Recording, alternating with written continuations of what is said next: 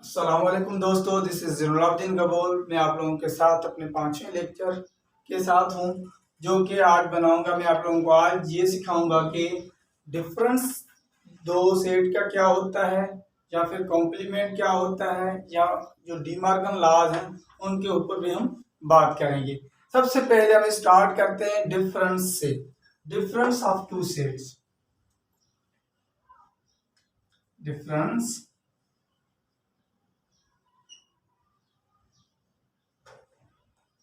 Of two sets.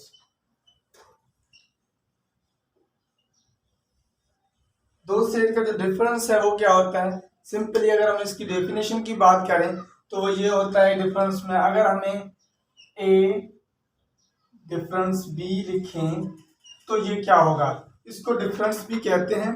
कभी कभी ये जो डिफरेंस है वो ऐसे भी लिखा जाता है, ए माइनस बी से, और अमूमन हम ऐसे लिखते हैं, ए डिफरेंस बी।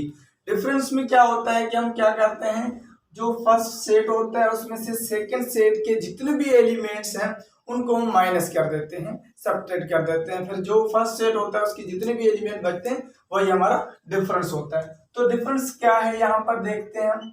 ए डिफरेंस जो बी है वो बराबर होगा x such that x belongs to A. जो एक्स एलिमेंट है वो ए से भी ताल्लुक रखेंगे, एंड या फिर ऐसे लिख सकते हैं हम यहाँ पर, but x not belongs to B. इसमें ये इसका इस स्टेटमेंट का मकसद ये है, जब आप डिफरेंस करेंगे दो सेट का तो जो सेकंड नंबर पे जो सेट होगा उसको आप डिफरेंस कर देंगे, उसकी जितने भी इंट्रीज हैं, जितने भी एलिमेंट हैं वो माइनस आप कर देंगे, तो फिर वो जो रिजल्ट आएगा वो ए डिफरेंस बी का होगा। अच्छा, ये डिफरेंस की मैंने बात की है, और साथ साथ में बेटा हमारे पास एक और टॉपिक है जो कि कॉम्प्लीमेंट भी होता है। अच्छा, डिफरेंस से वो रिलेटेड है कॉम्प्लीमेंट। आइए देखते हैं जो कॉम्प्लीमेंट है वो क्या है। कॉम्प्लीमेंट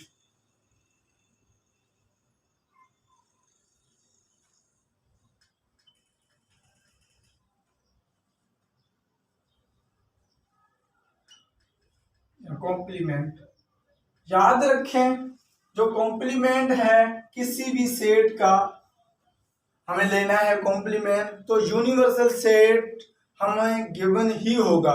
यूनिवर्सल सेट क्या होता है, यूनिवर्सल सेट एक ऐसा सेट होता है, जिस भी हम सेट की बात करें, जितने भी हमारे पास सेट है उनकी अगर हम बात करें तो यूनिवर्सल सेट एक ऐसा सेट होगा जो कि अंडर डिस्कशन उसके अंदर सारे के सारे एलिमेंट होंगे, तो उसे हम यूनिवर्सल सेट कहते हैं। तो यहाँ पर जो कॉम्प्लीमेंट है उसकी साइन ये है, अगर मैं कहूँ कि मेरे पास कोई भी एक सेट है, गिवन सेट, जो गिवन सेट है, गिवन सेट ए है, तो उसका जो कॉम्प्लीमेंट होगा, द कॉम्प्लीमेंट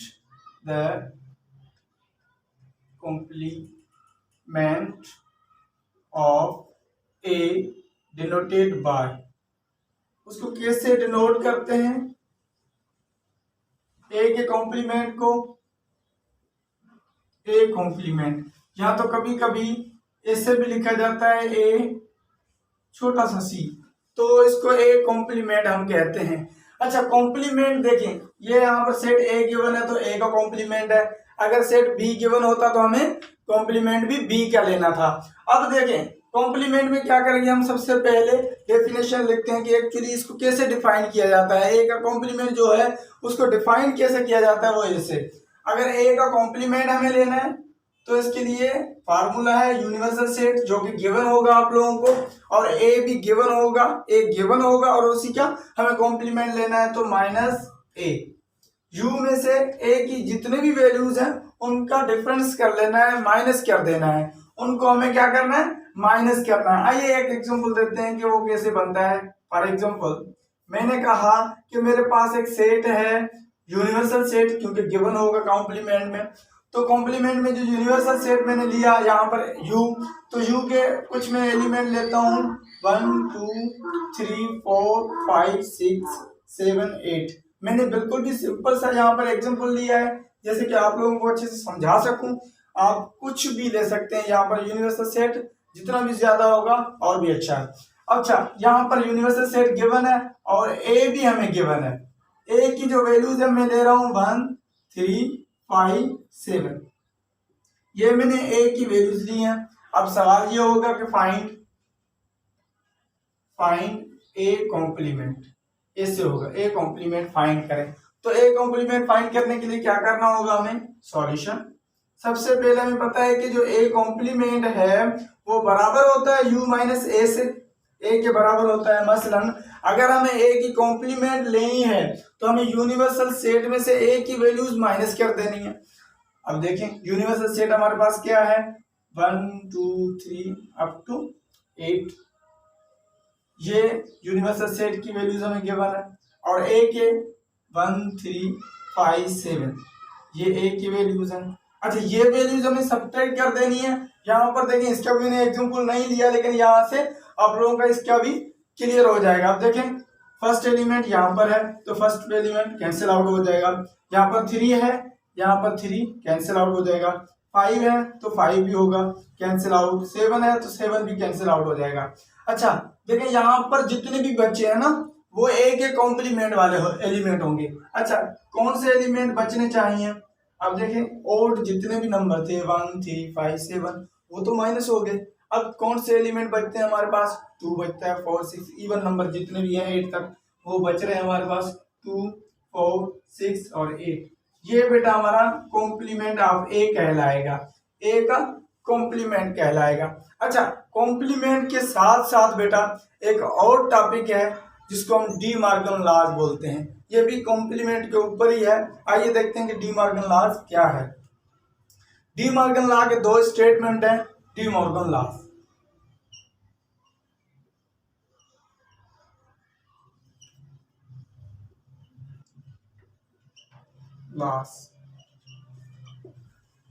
अब डी मॉर्गन ने 2 स्टेटमेंट हमें दिए।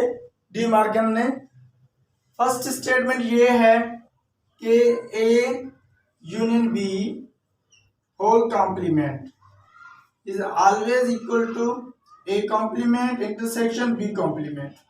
ये याद रखना है सबसे पहले, इसको डी मॉर्गन लॉ बोलते हैं। देखिए इसमें क्या हो रहा है, सबसे पहले ये कह रहे हैं कि ए यूनियन बी करें, फिर उस पूरे होल का कॉम्प्लीमेंट लेना है, लेकिन यहाँ पर यूनियन है। अच्छा, ये तो इसका एक साइड हो गया।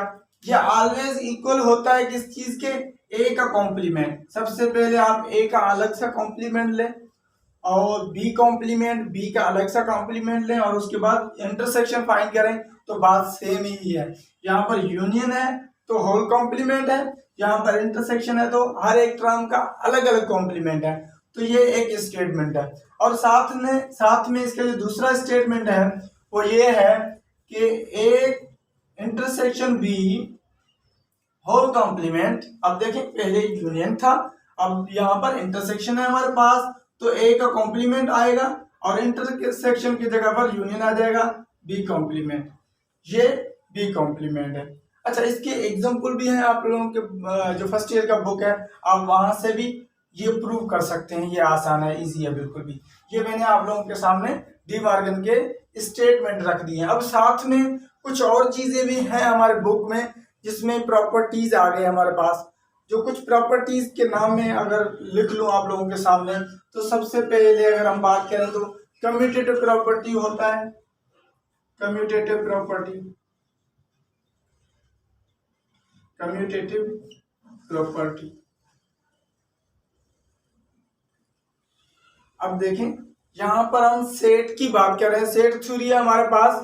तो कम्यूटेटिव जो प्रॉपर्टी है वो यूनियन और इंटरसेक्शन के हवाले से होगा। कम्यूटेटिव यहाँ पर क्योंकि सेट में यूनियन और इंटरसेक्शन है, तो कम्यूटेटिव प्रॉपर्टी ऑफ यूनियन और कम्यूटेटिव प्रॉपर्टी ऑफ इंटरसेक्शन होगा। तो देखें A union B is always equal to B union A, ये कहलाता है commutative property of union. Commutative property of union, union के हिसाब से ये कम्यूटेटिव प्रॉपर्टी कहलाता है।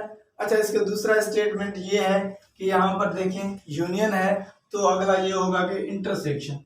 इंटरसेक्शन के हवाले से भी कम्यूटेटिव प्रॉपर्टी है, A intersection B is always equal to B intersection A के बराबर है। अच्छा, यहाँ पर ए है तो मैंने यहाँ पर बी लिख दिया है, यहाँ पर बी है और साथ में यहाँ पर ए होना चाहिए। ठीक है बेटा। अब देखें यहाँ पर ए इंटरसेक्शन बी है तो यहाँ पर बी इंटरसेक्शन ए है, ये कम्यूटेटिव प्रॉपर्टी ऑफ इंटरसेक्शन है।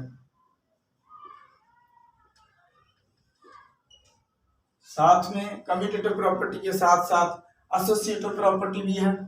एसोसिएटिव प्रॉपर्टी चलो यहाँ पर लिख लेते हैं। एसोसिएटिव प्रॉपर्टी क्या है?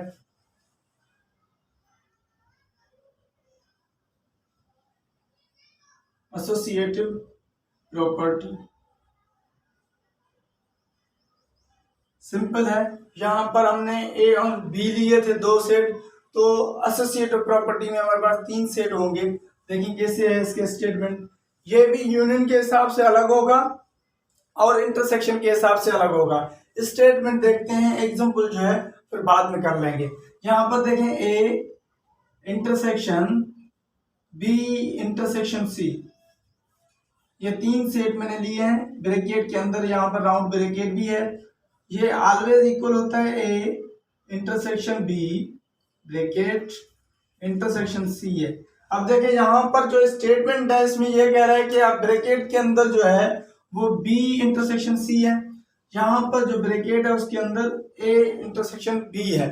तो सबसे पहले ये कह रहा है कि आप सबसे पहले जो ब्रैकेट के अंदर वैल्यूज है उनको सिंप्लीफाई करके फिर आप जो बाहर वाली वैल्यू है उसके साथ करेंगे। और यहाँ पर भी ऐसे है, मसलन यहाँ पर सबसे पहले आप बी इंटरसेक्शन सी फाइंड करेंगे और साथ में ए इंटरसेक्शन फाइंड करेंगे और यहाँ पर ए इंटरसेक्शन बी करके फिर सी करेंगे। अच्छा, साथ में एक और प्रॉपर्टी भी है, जल्दी जल्दी में मैं अगर आप लोगों को बता दूं, वो प्रॉपर्टी है डिस्ट्रीब्यूटिव प्रॉपर्टी। डिस्ट्रीब्यूटिव प्रॉपर्टी भी है, स्टेटमेंट बता दूं।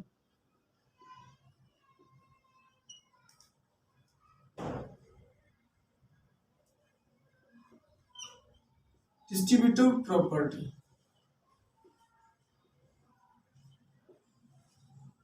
Distributive property union over intersection होता है या फिर इंटरसेक्शन ओवर यूनियन होगा। वो कैसे होगा? A intersection B union C, ये ऑलवेज इक्वल होगा A intersection B union A intersection C, ये इक्वल होगा। ये स्टेटमेंट है distributive property of intersection over union का।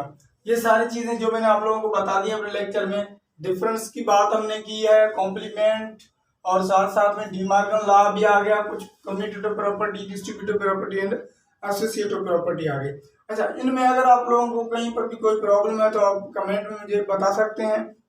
और अगर मेरी वीडियो आप लोगों को अच्छी लगी है तो आप मेरे हौसला अफजाई के लिए मेरे वीडियो का वॉच करेंगे, सब्सक्राइब करेंगे और शेयर भी करेंगे।